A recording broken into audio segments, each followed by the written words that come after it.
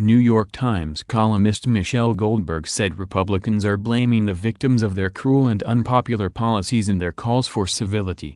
The columnist said President Donald Trump and the GOP-led Congress were upending democracy by tilting the rules in their favor, violating constitutional norms and demonizing their opponents to enforce minority rule. Donald Trump eked out his minority victory with help from a hostile foreign power, Goldberg wrote. He has ruled exclusively for his vengeful supporters, who love the way he terrifies, outrages and humiliates their fellow citizens. Trump installed the right-wing Neil Gorsuch in the Supreme Court seat that Republicans stole from Barack Obama. Gorsuch has furthered conservative efforts to rig the system in their favor, and many Americans feel angry and frustrated as they're shut out of the debate.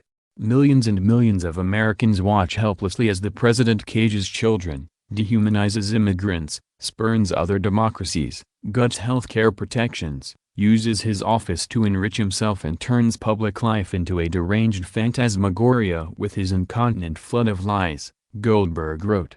Trump and his allies were exploiting a media environment that favors equivalency, even when it's false, over factual analysis. The civility police might point out that many conservatives hated Obama just as much, but that only demonstrates the limits of content-neutral analysis, Goldberg said. The right's revulsion against a black president targeted by birther conspiracy theories is not the same as the left's revulsion against a racist president who spread birther conspiracy theories. Goldberg said liberals have not responded to a rigged system with calls for violence, as Trump and his supporters have encouraged against their opponents, but instead with tireless efforts to win back Congress and with rude treatment of administration officials in public.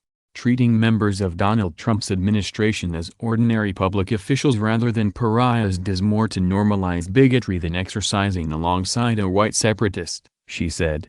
That sort of treatment was the least Trump administration officials should expect from the public they serve. As long as our rulers wage war on cosmopolitan culture, they shouldn't feel entitled to its fruits, Goldberg wrote. If they don't want to hear from the angry citizens they're supposed to serve, let them eat at Trump Grill.